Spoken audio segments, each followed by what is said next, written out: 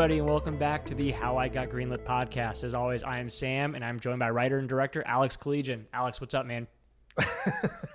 You mean creator of the hit TV show Project Greenlight? Yes. For the people who don't know, he told me to be less formal in my intros because I come from a broadcast background. So I decided to not tell everybody what I tell them every week, which is that he created the hit TV show Project Greenlight.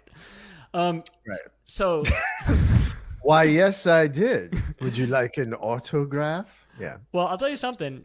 I like Project Greenlight a little bit more than I like today's movie, Play Dirty.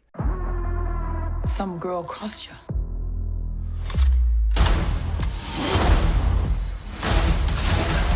Just bad luck.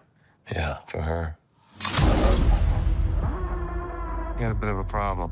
I'm looking for a girl. Was this an amorous inquiry? She killed everyone on my last job. I just need to talk to her. Do you mean actually talk? Because sometimes when you talk, people end up at room temperature.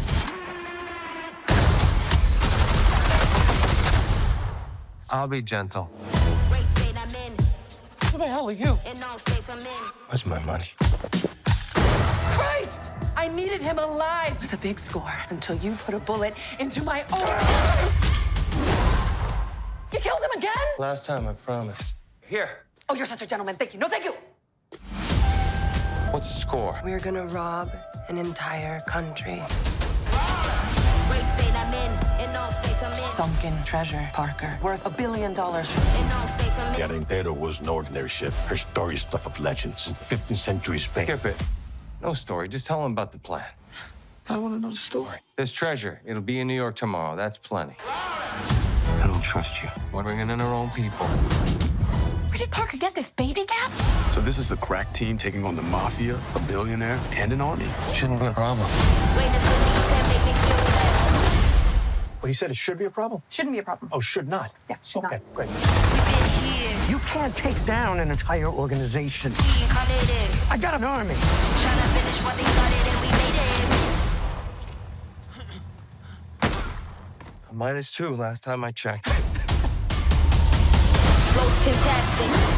Nice shot. Young veteran, you classic. That was close, huh? Sure was. Great state I'm in all states I'm in. Trying to finish what they started and we made it. We made it. We made it. We made it. Let's go. Psycho, take a beat. Great state I'm in all states I'm in. You ever think maybe you just like stealing? Oh, only with you, my friend.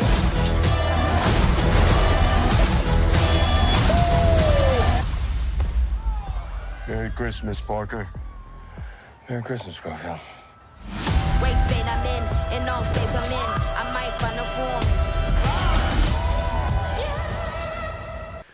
form.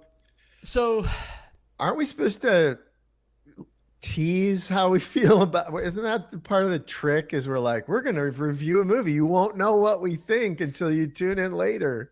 well, here's the thing, right? This is what I want to say for Play Dirty. Foreplay. For it. This is why Amazon Prime exists. This is why streaming movies exist. Like, Because Coralco went out of business? yeah, what I mean is, like, remember when a made-for-TV movie was just terrible? Was just the worst, right? Or also the best? Yeah, Because, yeah. Look, every generation needs a Bert Convy. Okay. And for those who didn't get that joke, look it up. All that means is TV movies used to be unapologetically bad. Right. This is a movie that was a movie.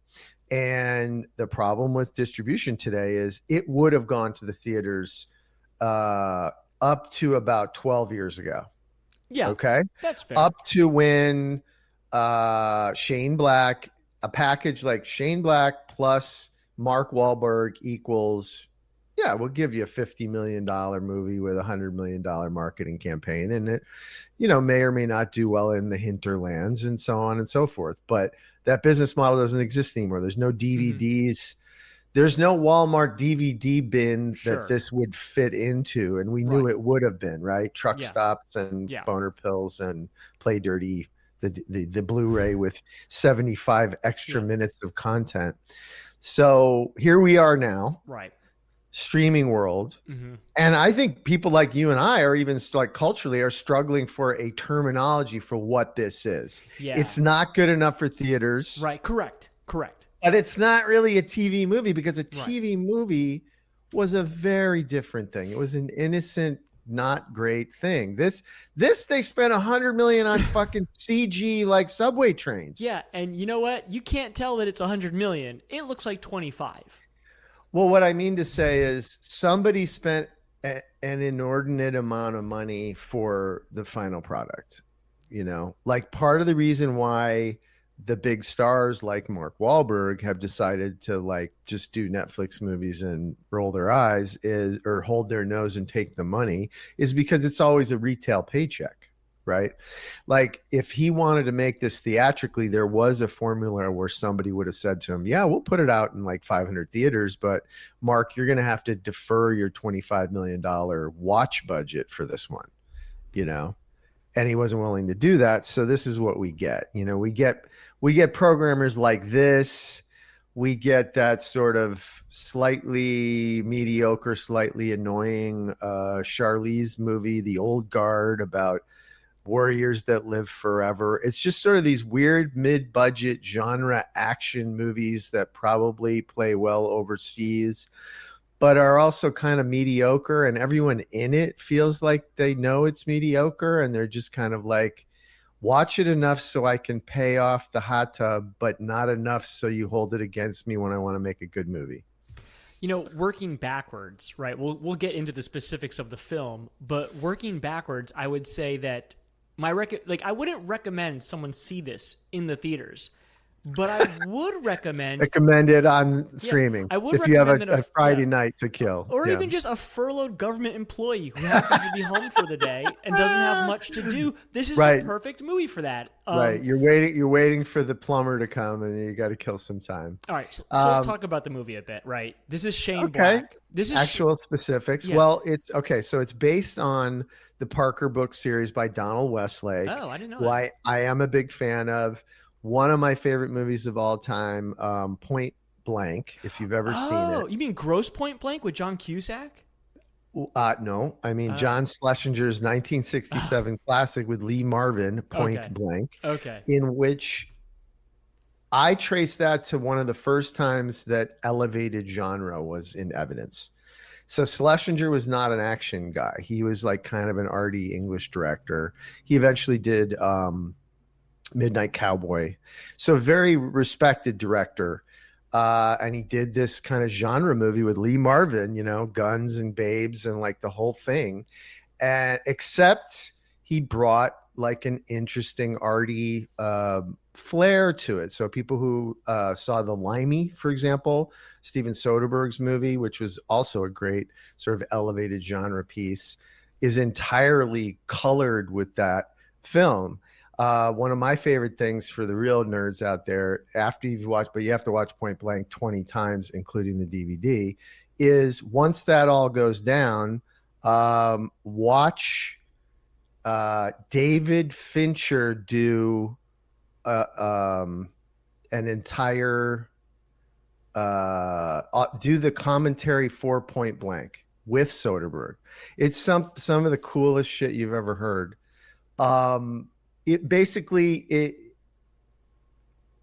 Parker books are, and I was trying to explain this to my girlfriend because she was like, God, this hero is really not heroic. He's kind of a son of a bitch.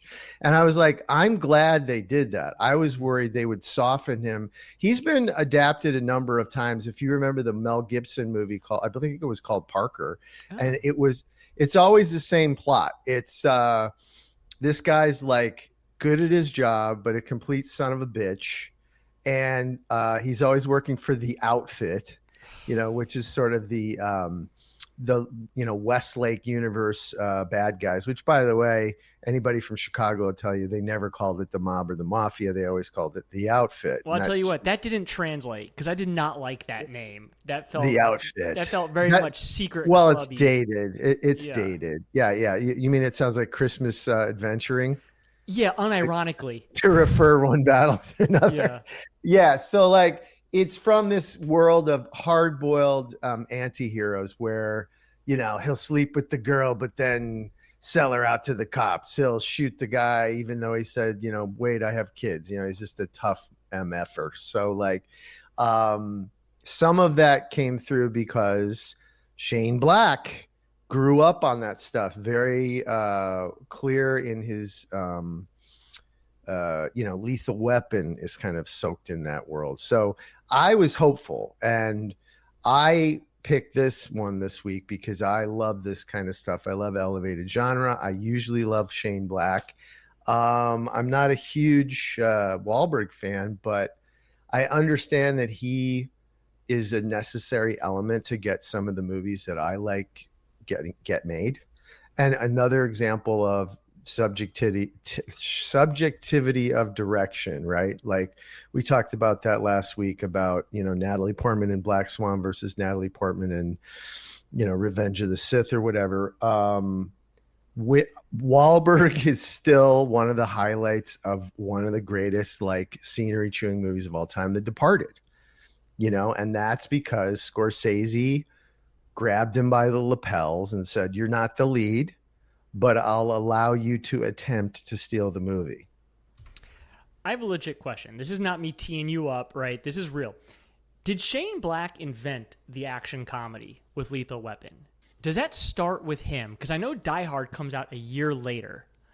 Smokey and the Bandit. How about that? Is that an action comedy? I don't know if I'd call that action, though. That's a great question. Like, because it's not... that's funny. It's funny. I would say that's a comedy with action elements. It's more augurs to comedy. Lethal Weapon has a sense of pathos and life and death. Yeah. Right? The reason I bring that up is that there seems to be, in my opinion, even though Shane Black hasn't done as much work as one might think, it seems like his influence is enormous. Oh yeah, huge. Because if you look at, and I always like to go back to the Marvel movies, which are sort of the paradigm and he's in of there. Success. Iron Man 3. They are action comedies. That's what they are, and that's why I'm curious. Because I'm not a huge action comedy guy. Like I'm gonna really like lose possibly some listeners today. I've never seen Die Hard. I have never seen it.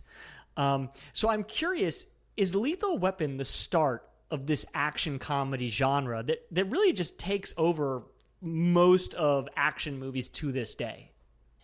No, I would say it's best in class. I think a lot of those things existed for a while. Like Kelly's Heroes. Is Kelly's Heroes a comedy with action or an action comedy? Do you remember Clint Eastwood did a World War II movie that was like a sort of Dirty Dozen ripoff with Telly Savalas and Donald Sutherland as a stoned hippie tank commander? No. Check it out. Fun one. Okay. But same thing. Strange tone where, the Nazis were still Nazis, but then there'd be jokes. Mm-hmm. Right. So what Lethal Weapon did, well, first of all, I would say behind the scenes, Shane Black is incredibly influential. Okay. He was the golden boy, young screenwriter of the 80s and 90s who sold specs for millions of dollars. It was like him and Joe Esterhaus were in a war of who could sell for the most money for an original script. That's how topsy-turvy our world is now, that the town was waiting in anticipation for an original story from a writer that they appreciated. And part of the reason why Shane Black was so popular was not because he's a good writer, which he is, and not because he makes movies that are fun and big tent and make a fuck ton of money, which he does. It's because it's a good read. He would write exposition. He would write scene description, or still does, in which he would say stuff like, "Dear reader, I know as you're like, piled on your bed, with 6 scripts left to read, let me allow this one to be your most fun," and stuff like that, like little like asides to the reader. And the town loved him for it. Like, thank God you're finally acknowledging like the read of the script is a process in the process. And by doing so, it sort of got everybody excited about, oh, maybe there is like such a thing as like a style of prose and a screenwriting thing. It doesn't have to be all about the blueprints of medium shot and cut to and whatever. And that bled through to the form and function of the film. You know, like one could argue that Mel Gibson is essentially playing, you know, Yosemite Sam, set in a cop thriller that we had seen 10,000 times before, including the line that many, many, many people had said before, which is, I'm getting too old for this shit. But that movie now owns it because it did it right. It was a blend of genres and a blend of tones that he managed to pull off in certain, let's say, less enlightened minds in Hollywood. When you mix genres, they call it a tweener. You're between a comedy and an action. You're between a romance and a fantasy, whatever it is. But that's what I love. And I think that's what most audiences love. So when you look at, I don't know, fucking Star Wars is between a fantasy, between a Western, between a sci-fi. It's all these things. It's a tweener. Lethal Weapon is very much seeped in the same old cop genre that up till then we'd seen a million times. And then he brought this snarky, self-referential, not quite parody, but close, of a delivery where it was almost like Danny Glover represented the cop we've seen in every TV show and every movie. And Riggs, or the character played by Mel Gibson, was the new guy, the younger guy, the hip Gen X, media aware, you know, Three Stooges references, such and so. So now we come to Play Dirty, which is his latest venture. You know, it's interesting because this movie was produced by Team Downey, Robert Downey's company that he has with his wife. And Kiss Kiss Bang Bang was a great movie. I still love it. High recommend. That's my favorite one of his. Okay, so Shane Black directed and wrote that one. I think it might have been his first directing debut. He was known as mostly just a screenwriter. Yes, up I to that believe point. so.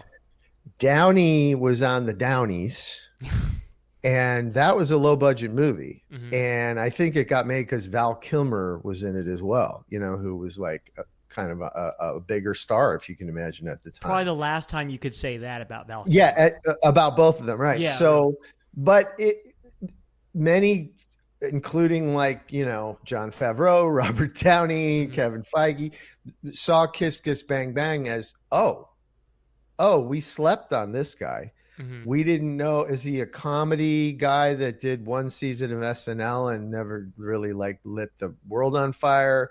Is he the, you know, goofy bad guy in like sort of forgettable comedies like Back to School with Rodney Dangerfield? You know, Downey showed up in all these bizarre movies, Weird Science. I mean, he's like the fucking, you know, Zelig of our time, but he keeps reinventing himself. That movie almost felt like it was tailored for his abilities. Yeah. You know, there's a physicality, there's an emotional quality to it. It's even like sort of self-referential because the guy's a crook but gets away because he is a good actor and sort of goes into the Hollywood like underbelly. So it revived Downey's career. His next movie was Iron Man. His ability to even be on that Iron Man list, which included like Tom Cruise and everybody else you would imagine. He was the dark horse, and Favreau directed it's on YouTube, an amazing sort of demo reel of him being Tony Stark, and he's just fucking nailing it. He's just nailing it. He's doing exactly what you're saying, which is, I would argue, Iron Man 1 and Robert Downey's performance specifically is what set the MCU thematic kind of mise en scène. The world is in jeopardy. All is lost, but there's always time for a quip. Yeah, no, 100%. That's 100% right? correct. Yes. And half those quips are Downey's off the cuff shit. Like, right. They put credit built where that credit's due. multi-billion-dollar Around industry that. They're off like, of- do you off see of what he's his doing? ability to improv. Absolutely. Yeah, and then you'd see Hemsworth kind of learn timing from him over the Yeah. movies. Like he was very stiff, and like by the third film, he's kind of like, "Hey, I know," And they all loved him. He's sort of the older brother of all the heroes, and Evans tried to sort of get his hand in. He kind of did a Downey turn in Knives Out, and incredibly influential performance and performer who ended up. That's why he and Shane Black, I think, always synced up creatively, is because they're from that same tone. They're old enough to remember the olden days and love and revere it, a la Chaplin, a la, Robert Downey Sr. was in Hollywood. Like Downey is a Nepo kid, grew up in Hollywood. So he knows and respects the history of the town. And that's partially why the geezers love him. Why the new kids love him is because he can then kind of dunk on them and kind of make fun of the excesses of that and kind of live the excesses of that while also winking and nodding at it. Like he's sort of the anti-Trump. He can get away with bloody murder because he kind of has a twinkle in his eye. And if you are predisposed to like him, he can get away with bloody fucking murder, which he does in every movie, in the sense that as we go along in his career, we almost don't want him to act anymore. And when he doesn't deliver the Downey, we get fucking angry. I'm looking at you, Dr. Doolittle. And so, we're talking about Downey. He's not even in the movie. But the thing is like, I think he was developing this to be in the movie. Yeah. And it would have been an interesting, different movie if it was him. And I think the problem is that he can't play Parker. No. He just can't. As much as he can get away with, what he can't get away with? Shooting someone after the smoke settles, which is, kind of the gist of this movie, is that the Parker character, no matter how much he warms to you, no matter how much, he'll say, yeah, let's work together, or let's do that. Every other like movie hero would be like, all right, I'm going to let that thing go. But no, his last act is to go back to his old way. He doesn't change, right? It's the classic like lead character who, grows and changes through the action. No, Parker in every book, in every movie, he's always the same son of a bitch. And sort of like that's what you want from him. So I think Downey, I don't know the Michigas behind it, but it appears as if it was like, hey, Shane Black, I love Donald Westlake books. Have you ever read any of these books? Robert Downey. Oh, I'll check them out. Oh, I fucking love them. They're cool. Let's make a movie. Okay, Robert Downey, you're fucking huge, and I can get movies made for $100 million with you in them. And then they kind of looked at it and went like, do we keep the integrity of Parker? Do we call him Schmarker? Mm-hmm. Do we let Downey do the mugging through this or what? And they just kind of came out with, well, let's get a more traditional action star kind of cat in this, Yeah. See, I'm not the world's biggest Shane Black fan. Like, I respect him. And this movie has a lot of the hallmarks of every Shane Black movie, especially taking place over Christmas. But here's my here's my main criticism of the movie. And it's not the worst thing in the world, because again, I think this movie is well worth the middle of your day if you got nothing to do. But this feels like Shane Black impersonating Shane Black. That is my biggest issue with the movie. It kind of like what you said about P.T. Anderson after The Master, how he just sort of gets up his own butt. This felt sort of like Shane Black playing the hits, right? This is the Temptations' 60th year like anniversary tour, and it was fine, but I just sort of, every line that came out, every beat of the movie that happened, I sort of expected to happen, except the end, which I gotta say I was so relieved by Parker's decision at the end. Because I kept thinking to myself, spoiler alert territory, everyone, I'll try and be a little bit vague about it, but the movie starts where one of the main characters does quite a cold-blooded killing of multiple people, and you wonder if that main character is just going to get away with that, like, really, like, immoral crime.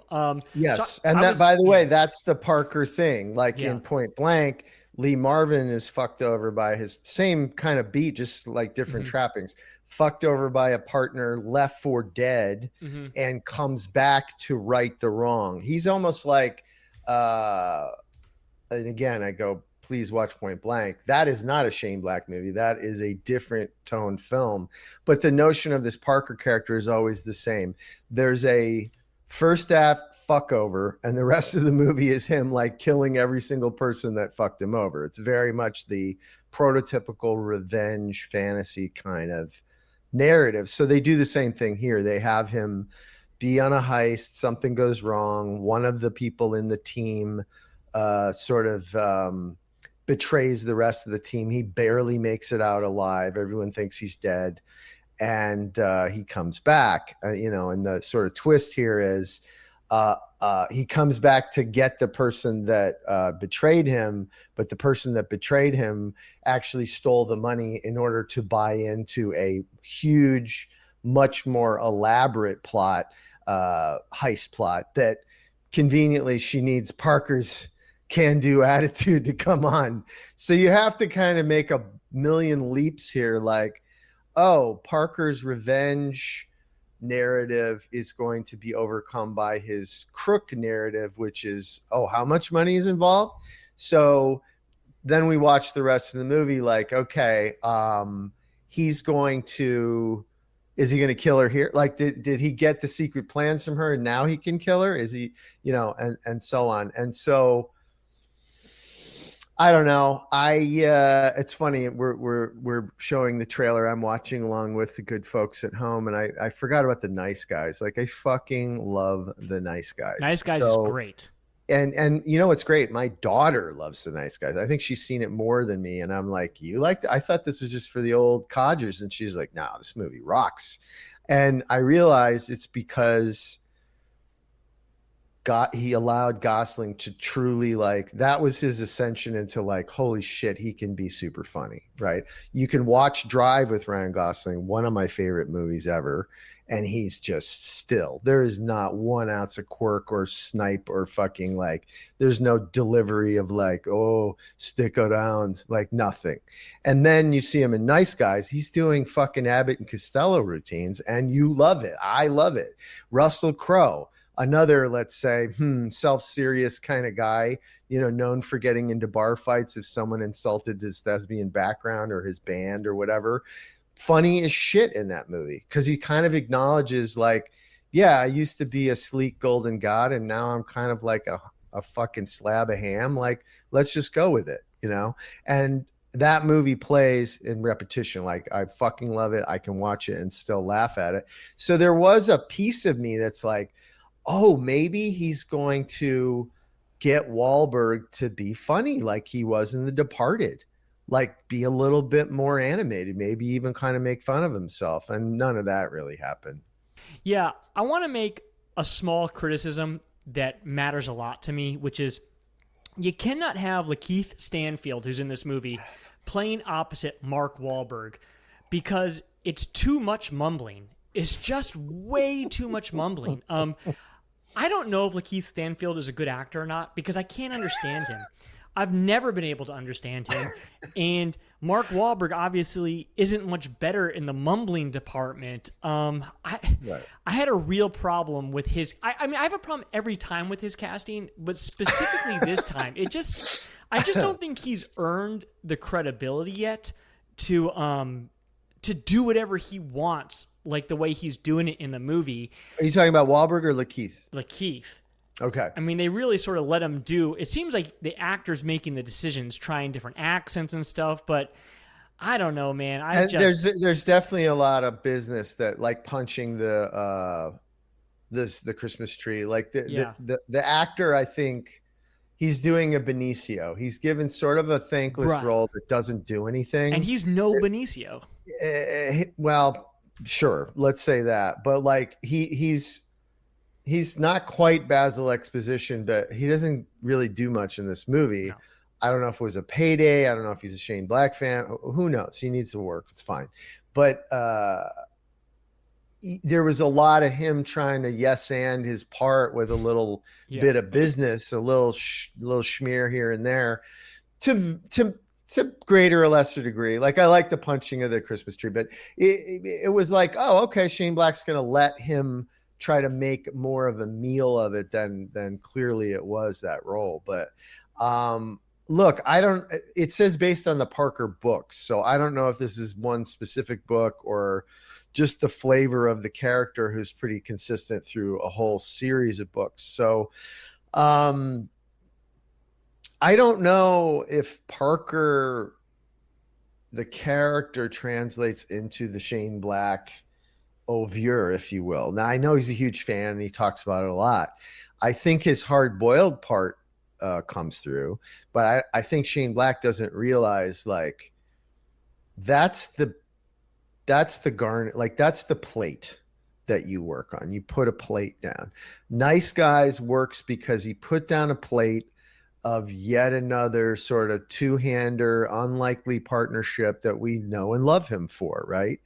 And then the symphony begins. Those two guys, not known for comedy, he served them up some delicious comedy, character-based, one guy's a drunk, one guy's a thug, but they fucking nailed it. They fucking nailed it. So now you have this movie. I don't know that Wahlberg is able to do a two-hander. I think he's like one of those The Rock type cats where in his contract, it's like, no one shall ever beat me in a fight. No one shall be taller than me. No one shall be better, acting than me, or whatever the fucking rider is. No brown M&Ms. But it only works. A two-hander only works if there's like a genuine, I think, mutual respect, obviously, Danny Glover was never a huge star when Lethal Weapon was made. That was just sort of a small bore movie. But Mel Gibson was sort of an unproven quantity. Road Warrior, he certainly was not funny in the fucking least. So that came out of left field. Was maybe somebody met him and was like, this guy's got a lot of pathos. Like, he's got some funny energy. Like, don't make him stand there looking still off into the distance. Like, have him do the fucking eye poke, the Moe and Larry eye poke routine, in this, there's no other. I mean, I don't know. Who would you pair Wahlberg with on a modern context? I mean, even like Downey plus Wahlberg, I would buy it. Here's a movie that I do love, and I think his co-star coaxed him out of his mumblecore shit. The Other Guys. Now, there is a comedy action. Yeah. It's the contrast. You need the contrast. I was going to say John C. Reilly, right? Because of Boogie Nights. Dude, John C. Reilly being insane in this movie, but you'd have to pump up the other character. He could have done the Lakeith Stanfield role, quite honestly. Honestly, what I would have done is I would have done the Zen character, Rosa Salazar's character. That's sort of this pivotal person who fucks over the first team and shows up in the second team. They didn't know what to do with her. Is she romantic to him? There was zero chemistry between them, but she was sort of, oh my God, 0.0. Yeah. And then you had this, like, she's trying to use her feminine wiles on him, and he's completely like blind to it. Like, I don't know what was going on with that character. I didn't love the performance. I didn't love the character as written. I didn't love sort of her kind of cobbled together horseshit excuse for why she ratted them on the first deal, which was like some sort of vague notion that she's not a thief, but rather a freedom fighter that wants to use the plunder from these heists to save the impoverished people of San fill in the blank at somewhere in South America. Isn't it amazing how you can always make up a South American country in a movie? You could just make something up like San Juan Alazar and people will just buy it. It's just like, because it's ridiculous. We can't do that for states in America. We can't just be like, the state of Middle Dakota. No one will buy it. Or even like superhero, what was it? Superman, where they wanted to have a country be Israel meets Russia, and they came up with Schmizrael Russia, whatever the fuck it was. So like, okay, fine. It's unnamed Central or South American Republic, whatever. But even that was sort of phoned in. And then it was like, when they were like, no, it's the great lost treasure of San Ricardo. You're like, Okay, so is this going to be like a pirate treasure diving fucking Thunderball thing? No, Here's none a of question. that. It's just a heist movie. Does the word treasure work in the 21st century? Treasure. Like, I don't think yes, it works. It does. You no, think I does? love it. I always love it. Listen, Interesting. Heist movies. Here's the thing. American audiences love thieves. Yeah. Well, we're America, baby. Gangsters country in thieves. the 30s are thieves. John Dillinger, whatever. Cowboys are thieves. Robin Hood, thief. Like, I can give you 1,000 just basic tenets of like genre storytelling, and it's always a regular Joe who just took his own. I mean, even Goodfellas, I always wanted to be a gangster, right? And then they spend the rest of the movie saying like, well, the reality is they're actually sociopaths that'll kill you with a fork. But we have been led to believe that they're these sort of, gentlemen renegades who will rob the First Oklahoma Credit Bank, take the cash, but give enough back for Farmer Joe to not get, to pay his mortgage or whatever. Or like, even like Hell and High Water, which is like, a serious film, but when you deconstruct it, it's a Western, right? It's like them dirty rich folk are going to take our farm and I'm not going to stand for it. So there's something about I'm not going to play by the rules anymore. I'm going to take what's mine. We love it. Certainly the rap enthusiasts love it, right? It's always get rich or die trying, Scarface, whatever. So these guys are not fun. They're not heroic. The team that inevitably gets put together, if you're Rick and Morty fans, how they fucking heckle heist movie sort of tropes, like it's the wheelman and it's the explosives expert and it's the face man and the muscle, and they have all those guys. None of them are interesting. None of them are fun, and when they could be fun, they're underutilized, a la Keegan-Michael Key.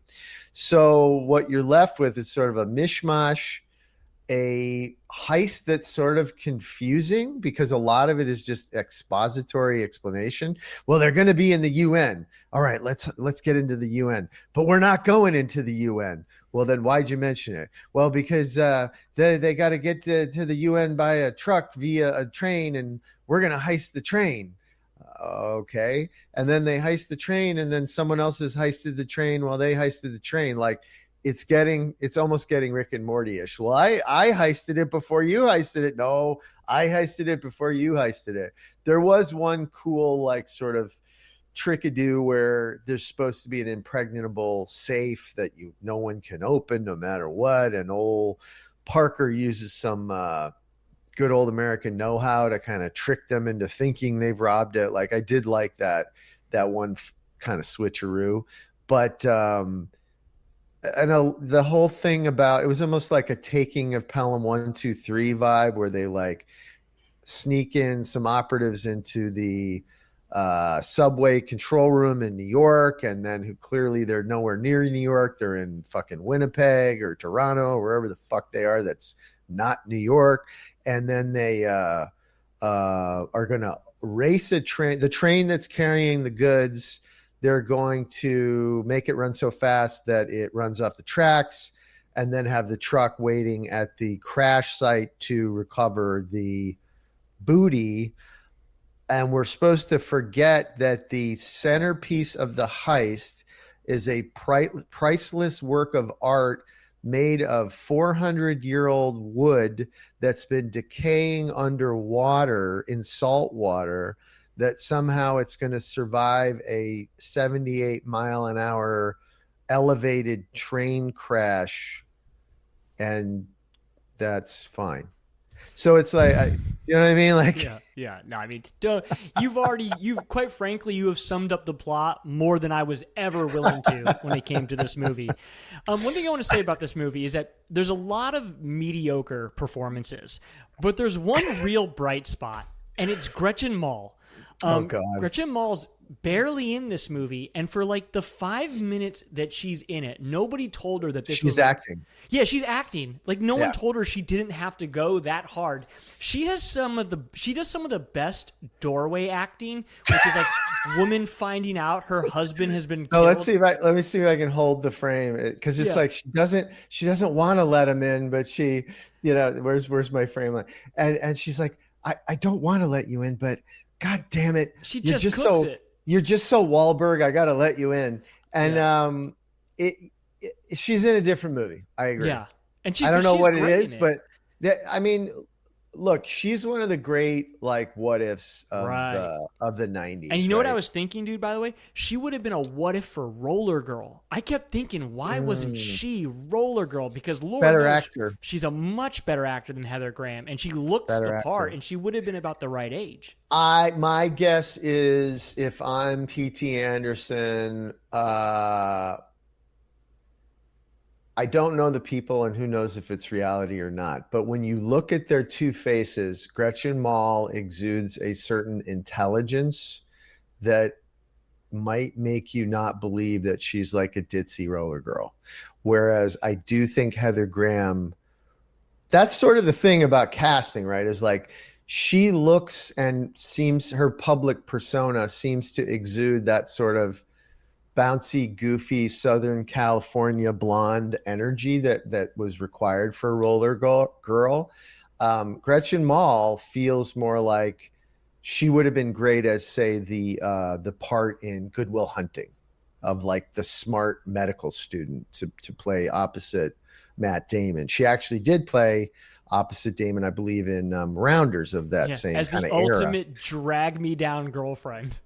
Exactly. So she was in that lane, like she was doing it. There was a Gwyneth moment for her, right? And you have to ask, like if I had met her at some dinner party and we had a quiet moment, I'd be like, so you didn't go to the peninsula? Is that why we're here now? God. Yeah. Because it's almost something like that, Right. 'cause she's certainly still talented, Yeah. still pretty, still's got the vibe.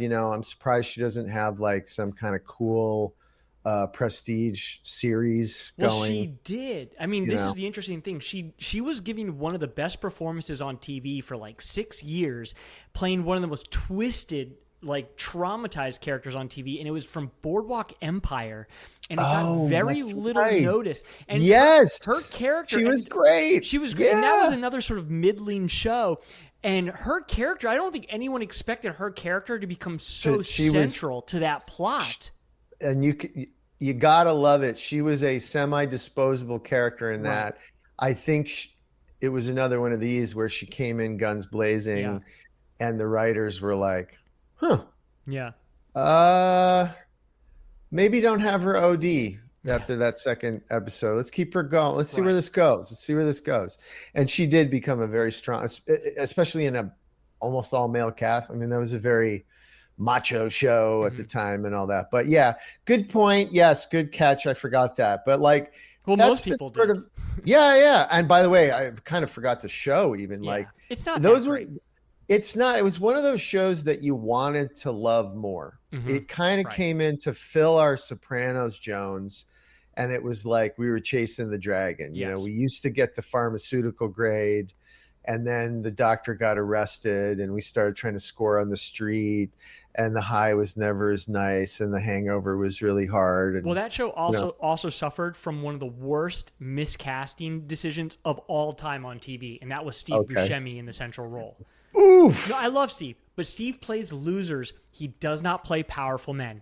And they tried to have him play a powerful man on that series, and I never bought it, and I don't think the public did. And that's I agree with you, and I've had that same thought. Like, look, the guy's talented. Yeah. And somebody said, like, no, Scorsese, whoever, decision maker, like, no, not John Hamm, not whatever. We're giving it to the fucking guy. And not knowing shit, complete fucking guess, he probably looks like the real guy. Yeah. Because it was a real guy. Yeah.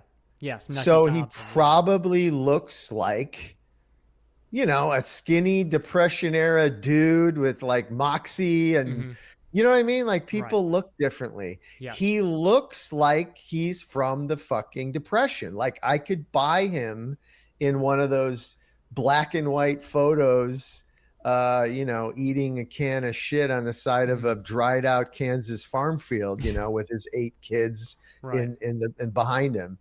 But I agree, it doesn't translate. Like it brings about a good point, which and this may not be for everybody, but to refer to our Smashing Machine review, I think most of Americans like more myth in their truth. Yes, absolutely. And so in any movie, even one purporting to be based on a true story, whatever, we don't really, you know, get upset when it's a very handsome woman or man playing someone. When you cut to the end and you see what they really look like, we're like, well, that's okay. We'd rather stare at Julia Roberts than the real Erin Brockovich or whatever, you know. Pick any number of those examples. Queen Elizabeth didn't look like Margot Robbie. And on and on. So like, I think that's an interesting point about Buscemi, but you know, it still doesn't explain why Mark Wahlberg's a movie star. If anyone can, you know, solve that for us, please send a self-addressed stamped envelope, and we will send you our undying thanks, because it's one of those mysteries of the universe. Like quarks, like the God particle. Who made Mark Wahlberg a movie star and why? Well, we know who did it. It was our guy PT. No, that was an acting role, and that was an indie film. That proved he could do a lead. Okay. But that doesn't make him a movie star. Was I it could the name you Italian any Job? number. What was after? What did he do after it? I don't even remember what he did after Boogie Nights. Entourage. He produced that. So speaking of Wahlberg, So I'm saying, is his lifestyle, like, did he act like a movie star in his civilian life, and therefore we started to believe he was actually a movie star? Quite possibly. I don't get it. You know, I don't get it. Even though Mark Wahlberg is what he is in this movie and he's middling, there's actually one more performance in this movie that's very brief that's quite good. And I'm glad you brought up John Hamm, because we're talking about Gwyneth Paltrow and Gretchen Mol and the what ifs. Alternative casting stories. Yes, I love this one. So Aaron Eckhart is in the beginning of this movie, and he's great. He's like the old Thomas Jane. Thomas Jane, excuse me, Thomas Jane. But I am talking about Thomas Jane. I'm still talking about Thomas Jane. Thomas Jane's in this movie. He plays like the old man of the group, like, you know, the wisecracking old almost guy. like Parker's like mentor. Yeah, like they've done jobs before. Thanks for bringing me on, buddy. You know, like, and he's crushing very much. It. He's we crushing love it. him. And the funny thing is, Thomas Jane was offered the role of Don Draper on Mad Men, and he turned it down. Which I don't do TV. Yeah, which was a big mistake. The Punisher obviously. doesn't do TV, right? I think is what he. But said. He's a good actor. He ended up like on a show like called The Expanse, which I actually quite liked. But do it is, you? I do. So but it's, I keep trying to dip in. I keep trying to expand my expansion. Yeah, it's okay. It's not amazing. Like, I'm like, why is he wearing a hat? Wouldn't it float off in zero gravity? Yeah, I don't know. That's an issue. No, for sure. But he's good in this movie. I mean, it just shows you what he could have been. And quite frankly, he could have been Parker. Let's be real. He could have been Parker. And done a better job, I think. 100% could have done a better job. Yeah, another like, yes, the two shining stars get the least amount of screen time in this movie. And God's honest truth. And I try to curb my I don't want to say anti-Wahlberg. Let's say I don't get him. I don't get him.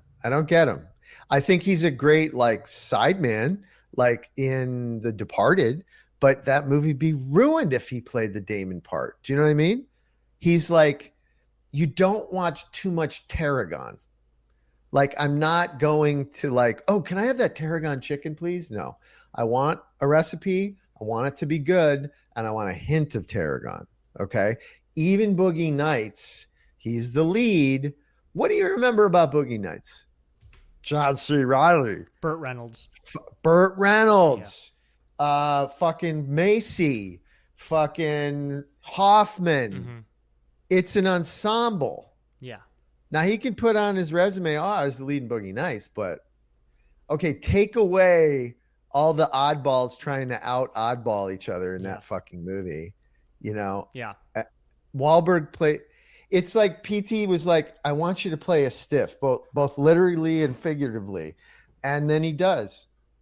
You know? Yeah. It's almost like he never said it out loud, and you could never get him to admit it publicly, but he's like, yeah, I wanted a bad actor to play the guy because he's a porn star. Yeah. I want to make a recommendation here. We're talking about, like, you know, middle of the day, you called out sick from work or you're furloughed or whatever. You don't want to think too hard, and you don't want to watch The Real Housewives either. You just want something that's going to I got 5 shots of Novocaine, root canal. And you want to watch a heist movie. I got one for you. It's called Heist. Have you seen Heist, the David Mamet film starring Gene Hackman? I just rewatched it like a month ago because I think it was also on Amazon. Yeah. You know, that's one of those things where I liked it okay. I've grown to like it more. Yeah. I think it was one of those that it's almost like I watched it and I was like, oh, you're going to take the name Heist? Well, then guess what? Your job is to be the greatest heist movie of all time. I wouldn't say that movie is that. It's good, fun. though. Yeah. It's fun, and he got a great cast who were like sort of at the peak of their powers. Delroy Lindo, especially. Hackman is still like virile. You know, is it Norton?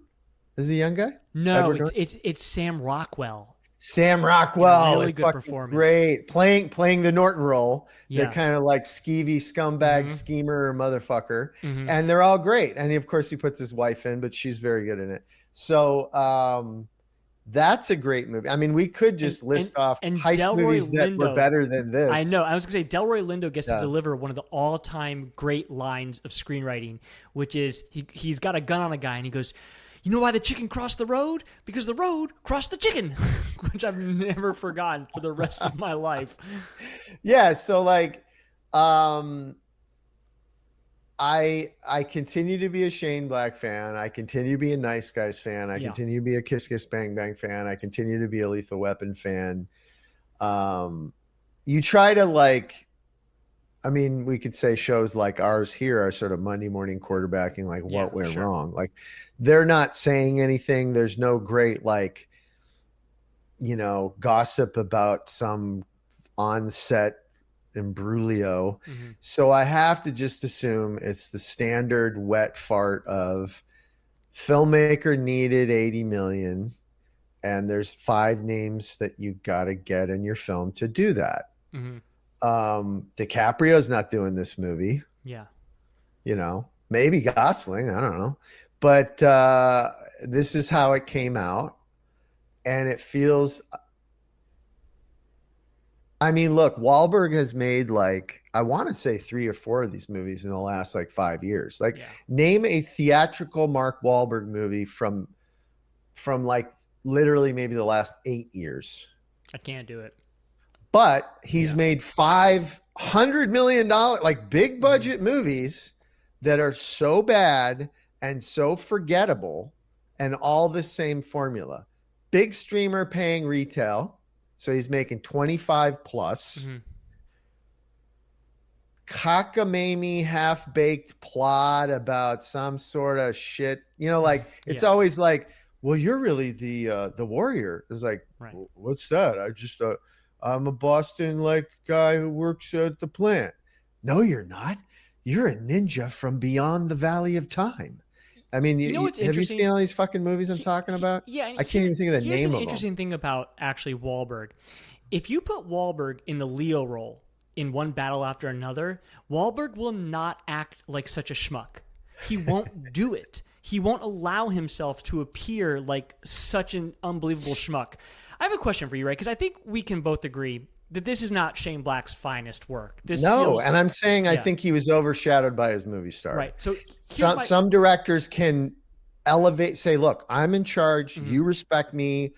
This is what we're doing. I'm going to let you do some of your shtick, but I'm going to set the dials differently, and you're going to take my notes. See, I don't think he took shit. See, the way I read it actually is that I sort of look at it as when he's writing it, it's just kind of like, let me play the hits, let me not try that hard. Now, my favorite filmmaker ever is Sidney Lumet. And the reason Sidney Lumet has so many mediocre films is because he does one take and shoots it in no, like because he 9 loved to to 5. work. It's just because he loved to work. So some projects he started on were sort of doomed to be mediocre from the start because they just weren't worth his time or effort. But the man, I loved love to in work. his interview, one of his interviews, he's like, yeah, and then like a week into the movie, you kind of look around and go, uh-oh. Yeah, but that's because he never wanted to be at home. He was divorced 4 times, which I think has something to do with it. He never wanted to be at home. He always wanted to be working. The thing that's funny to me about Shane Black is I was looking at his filmography, and it's not that deep. This is not a guy who's constantly working. Oh. But this felt like the movie of a guy who's constantly working, where it's like, oh, that's just one of his misses in the Sidney Lumet fashion. I don't know. I really can't understand why he made this movie. It felt very much like I need a quick paycheck. That's honestly how it felt like to me. Maybe I'm wrong. Okay, so here was a couple of forgettable ones. The Union. Did you ever see The Union? No. Okay, The Union had to be $120 million globe-trotting construction worker Mike is thrust into the world of espionage when his high school sweetheart turns out to be a high-stakes intelligence operator. I mean, it's Halle Berry. So like terrible, forgettable, Amazon or Netflix fill in the blank kind of bullshit. And I just look, it's further to my bitching from last week about Smashing Machine, which is there used to be, and it wasn't always right. There was a lot of stinkers in the olden days, but there used to be an organizing principle, which is we're going to make this movie. Let's build this movie around this idea. Let's build this movie around this script. Let's build this movie around a book, whatever. And now there's 10 names. The 10 people on the list know they're on the list, and they're aware they're on the list, and they're going to flex that juice every day, all day. So they might do your project, but you have to pay for their trainer's trainer and the purchase of a semi-truck full of state-of-the-art exercise equipment and all the riders and all the trimmings. And then the below-the-line budget will be $1.2 million, right? This fucking abomination that you see in business now. Then the other way is, oh, well, I have a dream project. And I want to do this, and I wrote it, or my cousin wrote it, or my son wrote it, or my brother wrote it, or I just really dig it, or whatever. And then people look at the project and they go, oof, but it's got my guy. And I just, this just felt, like you said, like a programmer. Like Shane Black needed to work. Maybe Wahlberg had like a 3-picture deal with Amazon. He had to burn off the last one. Like it felt like a chore to watch and a chore to make. And who knows, Yeah. Well, I think that's a good place to leave it. Alex, are there any movies you want to recommend that you think someone who's got a Friday afternoon free, 11 a.m., like in the vein of this movie, ought to watch? Yeah, Point Blank. I said it 6 times. Fair enough. Go watch it. All Lee right. Marvin, Yep. John Schlesinger, Point Blank, existential, psychedelic crime thriller that has influenced filmmakers for the last 60 years. Sweet. Anyways, guys, this is the How I Got Greenlit podcast. Tune in next week. We may do the Robert Redford filmography. You just never know. You have to tune in to find out if we will talk about Robert Redford. Do you smell the corpse that, do you smell the corpse Redford of The Rock cooking Robert Redford's body? All right, everybody. Have a good one. You too. Have a great weekend.